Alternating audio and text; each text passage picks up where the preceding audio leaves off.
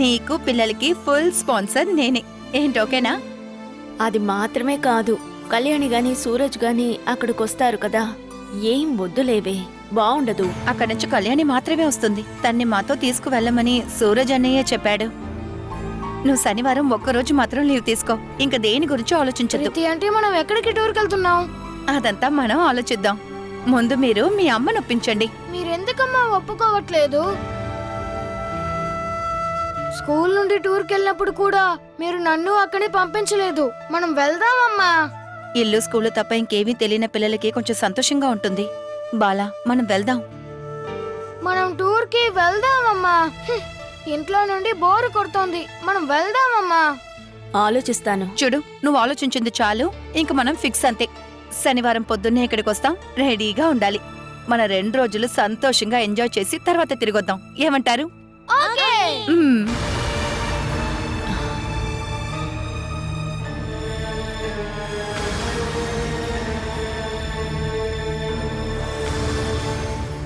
ఇప్పుడు శబ్దమేమీ వినిపించలేదు.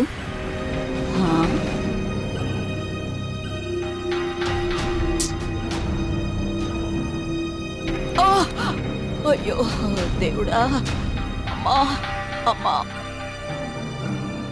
ఏంటత్తయ్య, ఏమైంది? నేను బెడ్షీట్ తీసినప్పుడు ఏదో పరిగెత్తినట్టుగా అనిపించింది. ఇప్పుడు లేదు, అదే చూస్తున్నాను. అవును, తను ఎందుకు వచ్చింది? ఎవరు? అదే నీ ఫ్రెండు. తనొచ్చింది మీకెలా తెలుసు? నేను శబ్దాన్ని బట్టి వచ్చింది ఎవరో కనుక్కుంటాను. అయితే మాట్లాడింది కూడా వినుంటారు. మీరు మాట్లాడిందంతా చాటుగా వినాల్సిన అవసరం నాకు లేదమ్మా. మీరు మాట్లాడింది నాకు చెప్పటం ఇష్టం లేకపోతే చెప్పొద్దు. మేమంత పెద్ద రహస్యాలేమీ మాట్లాడుకోలేదు. పిల్లల్ని తీసుకుని టూర్కి వెళ్ళాలి అంది. వాళ్ళ విషయం నీకెందుకు చెప్పింది? వాళ్ళు మాత్రం కాదు, వాళ్లతో పాటు విను, అఖిల నన్ను రమ్మని చెప్పింది. నువ్వు వస్తానని చెప్పావా? అలా అని మాట ఇవ్వలేదు. టూర్కి వెళ్ళాలని పిల్లలు ఆశపడుతున్నారు. ఇప్పుడున్న పరిస్థితుల్లో బయటికి వెళ్ళి ఒక్క పూట భోజనం తినడానికి కూడా డబ్బులు లేవు. వాళ్లతో వెళ్లాలని ఆశపడుతున్నావుగా, వెళ్లాలో వద్దో ఒకసారి ఆలోచించుకో. పిల్లల సంతోషం గురించే ఆలోచించకు. నీ మొగుడు జైల్లో ఉన్నాడు. అలాంటప్పుడు భార్య పిల్లల్ని తీసుకొని మరొకరితో టూరుకు వెళ్లడం అంత మంచిది కాదు. భర్త జైల్లో ఉన్నాడని నేను నా పిల్లల్ని ఇంట్లో పెట్టి తాళం వేసి పెంచాలా? పిల్లల గురించి మాత్రం కాదు, నేను నీ గురించి చెప్తున్నాను. మరొకరితో మాట పడకముందే జాగ్రత్త పడాలి. తరువాత మరొక విషయం, నువ్వు టూర్కు వెళ్ళావంటే నన్నెవరు చూసుకుంటారు? నన్నిక్కడ చూసుకోవడానికి ఎవ్వరూ లేరు. నేను కూడా మీతో పాటే వస్తాను. మీరిక్కడ ఒంటరిగా ఉండాలనేగా మమ్మల్ని వెళ్ళొద్దంటున్నారు. సతీష్ బావని అనిలక్కని 2 రోజులు ఇక్కడికొచ్చి ఉండమంటాను. మీ టూరు 2 రోజులేనా? నెక్స్ట్ వీక్ పిల్లలకి లీవే కదా. టూర్ అన్నప్పుడు మూనారో కొడైకనాలో వెళతాం. పొద్దున్నే వెళ్ళి రాత్రి తిరిగి రాలేం కదా. మీకిక్కడ ఏ ఇబ్బంది రాకుండా చూసుకుంటాను. నా కోసం కాదు, పిల్లల సంతోషం కోసమే ఈ టూరు. సంతోషం చివరికి దుఃఖంగా మారకూడదు. వినునేగా తీసుకెళ్లేది. అతను ఒక్కడు చాలు నీ సంసారం నాశనం చేయడానికి. వాడిప్పుడు ముందులాగా లేడత్తయ్య, చాలా మార్పొచ్చింది. అతను చాలా మంచివాడనా నీ ఉద్దేశం? సరే, మేము టూర్కి వెళ్ళడం మీకు ఇష్టం లేకపోతే మేం వెళ్ళంలేండి. ఏ నిర్ణయమైనా తీసుకోవాల్సిన వాడు జైల్లో ఉన్నాడు. ఇప్పుడు ఇంట్లో అన్ని నిర్ణయాలు తీసుకునేది నువ్వే కదా. నీకేది మంచిదనిపిస్తే అదే చెయ్యి. ఇంతకు మించి ఏం చెప్పలేనమ్మా.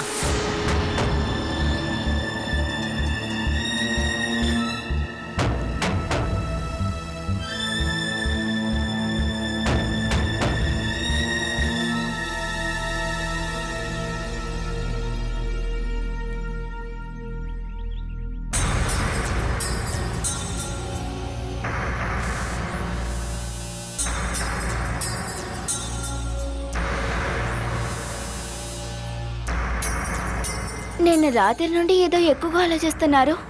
ఏమైంది? ఏమైనా బ్యాంక్ ని దొంగిలించబోతున్నారా? పరిస్థితి ఇలాగే ఉంటే ఏదైనా బ్యాంక్నో లాకర్నో దొంగిలించాల్సిందే. అంత డబ్బు అవసరం ఏంటండి? ఊళ్ళో ల్యాండ్ కొనడానికి వెళ్ళినప్పుడు నాకు తెలిసినంత దగ్గర కొంచెం డబ్బు అప్పుగా తీసుకున్నాను. అందులో 50,000 కలెక్షన్ చెక్కు రిజెక్ట్ అయ్యింది. శనివారం లోపు డబ్బు కట్టాలని ఆయన లాస్ట్ వార్నింగ్ ఇచ్చాడు. అప్పు అంతా తీర్చేస్తానని చెప్పే కదా ఈ ల్యాండ్ డాక్యుమెంట్స్ అన్నిటినీ తీసుకొని ఊరికి వెళ్లారు. ఇప్పుడేమైంది? ఆ డాక్యుమెంట్స్ అన్నీ బస్ యాక్సిడెంట్లో మిస్ అయిపోయాయి కదా.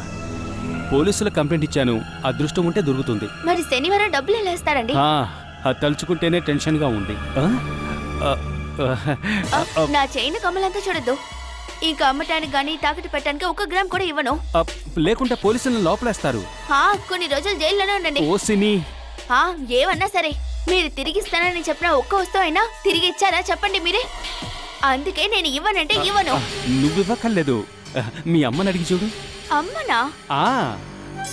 ఆవిడ బీరువాలో చాలా డబ్బులున్నాయి కదా, అందులో ఒక 50,000 మాత్రం సరిపోతాయి. తను ఇచ్చిందంటే సరిపోలేదా? ఇంకా అడుగుతున్నారు మీరు? ఫ్రీగా ఏం అక్కర్లేదు, ఇంకో నెలలో లోన్ రెడీ అవుతుంది. పైగా ఊళ్ళో ఉన్న ల్యాండ్ కూడా అమ్ముడవుతుంది.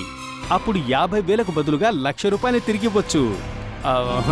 ప్లీజ్ ఆశా, నువ్వు అమ్మతో మాట్లాడి చూడు, నాకు కొంచెం హెల్ప్ చేయి. నేను మాట్లాడి చూస్తాను. నువ్వు నా బంగారం. అంతేలే, పనేదాకా ఇలాగే మాట్లాడతారు. 50,000.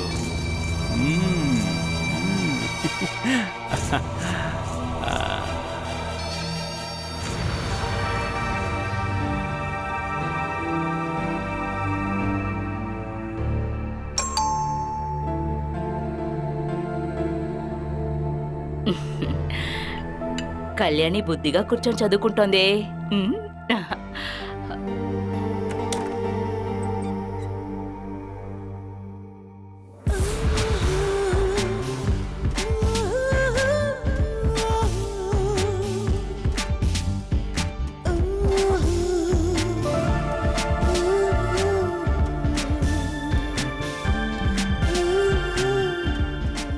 నువ్వు కనిపించి చాలా రోజులైందని నిన్న కూడా ఆయనతో అంటూ ఉన్నాను.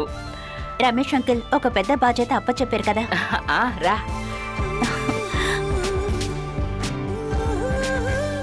ఎవరొచ్చారో చూడమ్మా. హాయ్ కళ్యాణి, ఎన్ని రోజులైంది నిన్ను చూసి. తనకి ఒక కొత్త ట్యూషన్ టీచర్ దొరికింది, అందుకని తనకి ఇప్పుడెవ్వరూ నచ్చటం లేదు. నచ్చాలనే కదా నేను కూడా ప్రయత్నిస్తున్నాను. అందులో మనం గెలిస్తే సూరజ్ని తప్పకుండా మనం ఒప్పించవచ్చు. నేను వెళ్ళి ఆయనకి టీ ఇచ్చేసి వస్తాను. నేను వచ్చానని చెప్పండి.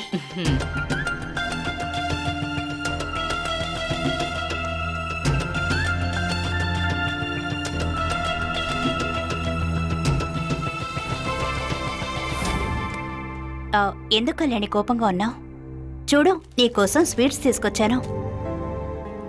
నేను స్వీట్స్ తినటం లేదు, పళ్ళు పాడైపోతాయని టీచర్ అమ్మ చెప్పారు. అవును, ఎవరా టీచర్ అమ్మా? కళ్యాణి వాళ్ళ ట్యూషన్ టీచర్. తనకి ఆవిడంటే చాలా ఇష్టం. ఇది తినడం వల్ల పంటికి ఎలాంటి సమస్య రాదు. ఇవన్నీ నీకోసమే తీసుకొచ్చాను. నాకు అక్కర్లేదు. కోప్పడి వెళ్ళొద్దమ్మా, నేను నీకోసమే కదొచ్చాను. వదలండి, చేయి ముట్టుకుంటే నాకు ఇష్టం లేదు. చూశారుగా, చమేలి మేడం ఇక్కడి నుంచి ఎక్కడికి వెళ్ళలేదు, తను ఇక్కడే ఉన్నారు. మీరు ఇదేం పెద్దగా తీసుకోకండి.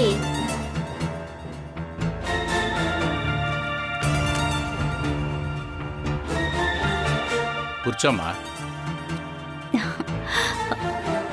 ఏమైంది, పొద్దునే వచ్చావు?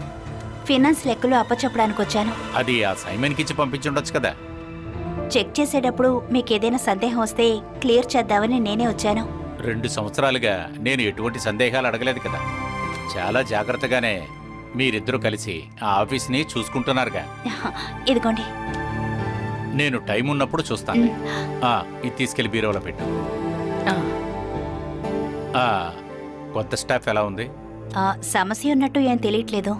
తను నమ్మకస్తురాలని మనకు తెలిసిన తర్వాతే తనకి ముఖ్యమైన పనులని ఇవ్వాలని నేను జయకుమార్కి చెప్పాను. మన ప్రీతి ఫ్రెండే. అదంతా ఏం చూడొద్దు. మనకి నమ్మకస్తురాలు కాదని తెలిస్తే తీసేయి. ఈ ఇంటిని, నా పొలాన్ని తాకట్టు పెట్టి స్టార్ట్ చేసిన వ్యాపారం అది. సూరజ్కి దాని మీద అస్సలు ఇంట్రెస్ట్ లేదు.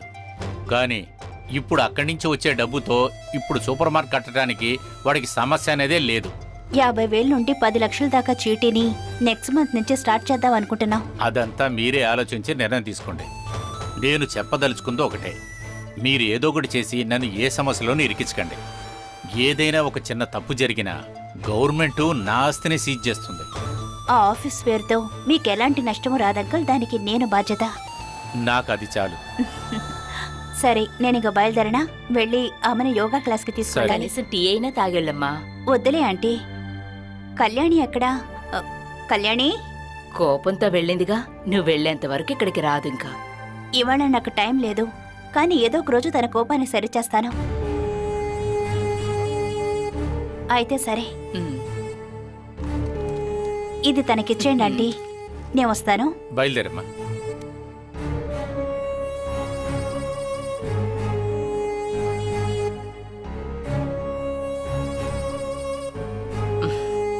చాలా బాధ్యత గల అమ్మాయి.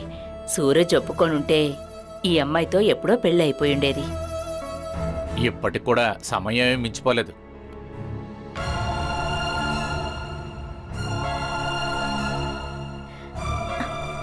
మేడం, ఇప్పుడు వచ్చేళ్ళ అమ్మాయితో సూరజ్ సార్కి పెళ్లి చేస్తే సూపర్గా ఉంటుంది.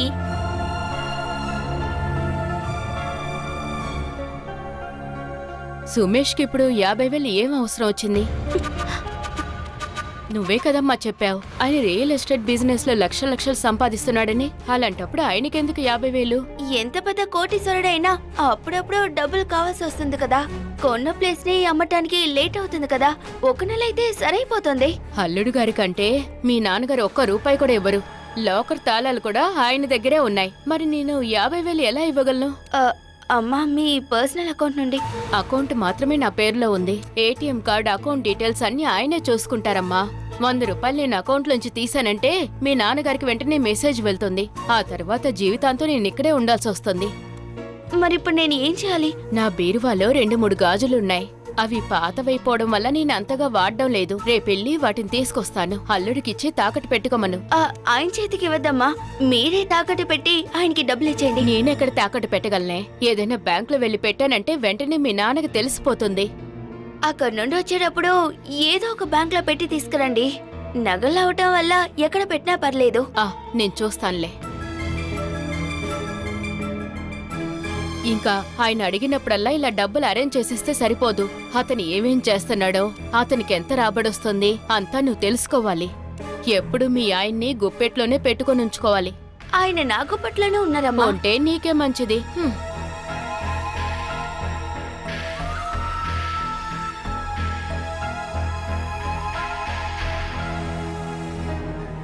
లేదు శారదాంటీ, సండే ఒక్కరోజే కదా లీవు. ఆ రోజు చాలా పనులుంటాయి. నేను ఒకరోజు వస్తానులేండి. సండే అందరూ వస్తే నేను కూడా వస్తాను. సరే, కళ్యాణిని నేను అడిగినట్టు చెప్పండి. బాగా ఇష్టపడుతున్నారే. నేను ఆ ఇంటి చుట్టూ తిరగడానికి టార్గెట్ సూరజే. Excuse me. రండి.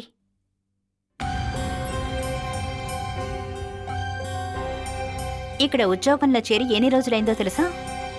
35 రోజులు. పర్వాలేదే, రోజు లెక్క పెడుతూ ఉన్నారా?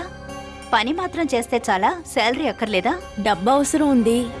ఉద్యోగానికి వచ్చిన మొదటి నెలే శాలరీ అడగడం తప్పు కదా. నేను మీకు డబ్బు అవసరం లేదేమో అనుకున్నాను. ఇదిగోండి, పోయిన నెల శాలరీ 9,000 ఉన్నాయి. 2 నెలలు చూసిన తర్వాత శాలరీ ఇంక్రీజ్ చేస్తానని ప్రీతితో చెప్పాను. కానీ ఈ నెల నుండి నీకు 10,000 ఇద్దామని డిసైడ్ చేశాను. ఈవిడెక్కడికి రాగానే నవ్వటం, నేను బాగా చూడటం అనేది ఇదే మొదటిసారి.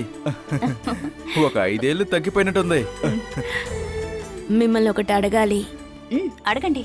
ఈ శనివారం ఒకరోజు మాత్రం లీవ్ ఇస్తే బాగుంటుంది. బాగుంది. ఉద్యోగం చేరిన ఫస్ట్ నెలలోనే ఇప్పుడు లీవ్ అడగటం స్టార్ట్ చేసింది ఈవిడ. లీవ్ అంతా లేదు, 3 నెలలకి ఏ లీవ్ ఉండదు. విషయం ఏమిటి? పిల్లలు పుట్టినప్పటి నుంచి ఇప్పటిదాకా వాళ్ళని ఔటింగ్కి తీసుకెళ్ళిందే లేదు. ఇప్పుడు దాకా వెళ్ళిందే లేదా? లేదు. నా పరిస్థితులు అలా ఉండేవి. ఈ విషయం ముందే చెప్పొచ్చు కదా. ప్రీతి మొన్నే ఒక ట్రిప్కి వెళదామని అడిగింది. టూర్కి వెళ్ళటానికి ఆవిడెందుకు? మనం కలిసి వెళ్ళొచ్చు కదా. ఏంటి ప్రేరణ? ప్రీతి పిల్లలు కూడా వస్తున్నారు. అలాంటప్పుడు పిల్లలు సంతోషిస్తారు కదా. నేను అడిగాను అంతే. కష్టంగా ఉంటే కష్టమే. కానీ కష్టమేమీ లేదు కదా? శనివారం వన్ డే ప్రోగ్రామా? కాదు, సాటర్డే సండే 2 రోజులు. ఓకే, మీరు వెళ్ళండి. అవును, పిల్లల సంతోషమే కదా మన సంతోషం కూడా. వెళ్ళి ఎంజాయ్ చేయండి. వచ్చేటప్పుడు 10 సంవత్సరాలు తగ్గుండాలి. సరే వెళ్ళండి. Thank you.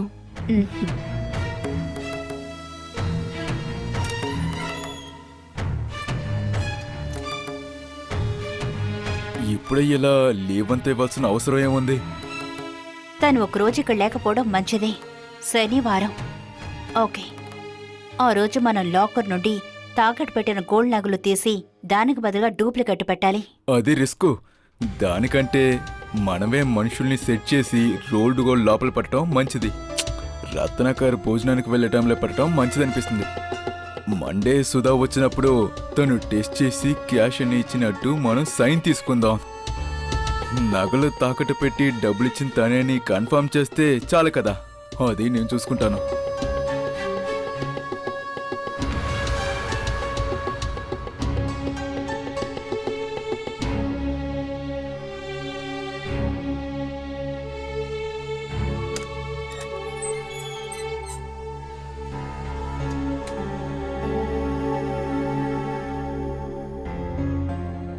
ఏంటి మేడం, తాకట్టు పెట్టాలా డిపాజిటా? నగలు తాకట్టు పెట్టాలి. ఆ కౌంటర్కి వెళ్ళండి.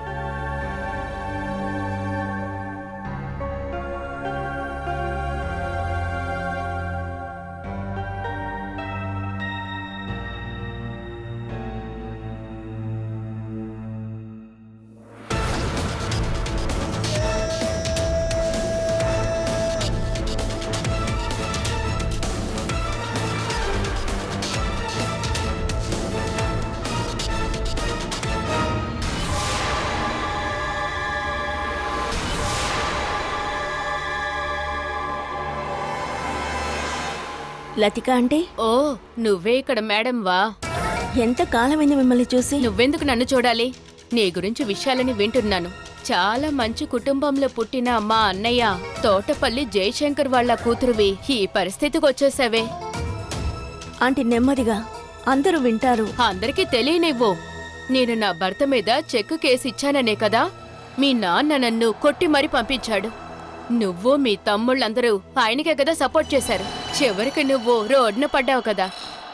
నన్ను ఆ విధంగా ఏడిపించారు కాబట్టే నువ్వు ఈరోజు ఇలా అనుభవిస్తున్నావు. మీరిక్కడికి ఏ పని మీద వచ్చారో అది మాత్రం చెప్పండి చాలు. నేను ఇక్కడికి ఒక పని మీదే వచ్చాను, నగ తాకట్టు పెట్టడం కోసం. కానీ నువ్విక్కడ ఉన్న ఆఫీసులో అయితే నగని తాకట్టు పెట్టడం నాకు నమ్మకం లేదు. ఏమిటి మేడం ఇక్కడ ప్రాబ్లం? తనే ప్రాబ్లం. తనలాంటి వాళ్ళని ఆఫీసులో పనిలో చేర్చుకుంటే ఆఫీస్ని మూసేసుకోవాలి.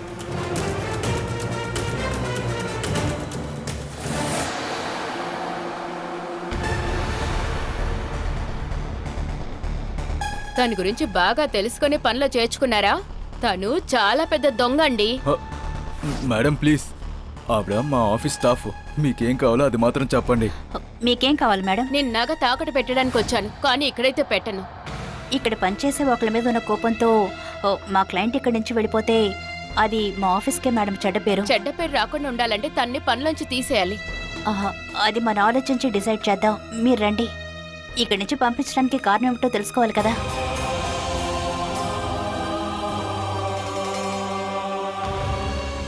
రండి, నా క్యాబిన్కి వెళదాం. రండి.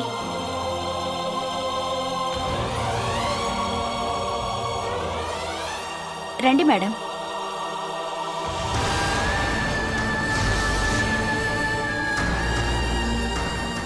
ఆవిడ ఎవరు సుధా?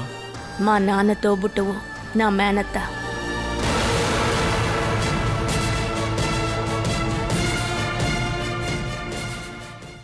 ఎందుకమ్మా ఊరికే ముందుకేస్తున్నావు? ముందుగా ప్లాన్ చేసినట్లు మీరు వెళ్ళరండి. లేదు, రేపు మాతో మీరు కూడా రావాలి. మీరు రాకపోతే నేను కూడా వెళ్ళను. ఇలాంటి నిర్ణయాలు ఇప్పుడు తీసుకోవచ్చా? ఇది నేను ఇప్పుడు తీసుకున్న నిర్ణయం. మనం కూడా వెళ్దాం నాన్న. నా కోసం 2 రోజులు ఫ్రీ చేసుకోలేరా? ఇంకెప్పుడు మీరు నాతో రావాలని నేను మొండికి వేయను. ఈ ఒక్కసారి నాన్న ప్లీజ్, మీరు రండి అంటే నాన్న. కళ్యాణి నేను మీరు నాతో రావాలి. రాకపోతే నేను చెప్పినట్టే చేస్తాను. ఎంత కొట్టినా తిట్టినా సరే నేను స్కూల్ కి వెళ్ళను. ఆ, ఓకే నేను వస్తాను. నిజంగానా? వస్తానన్నానుగా. నా బంగారు నాన్న.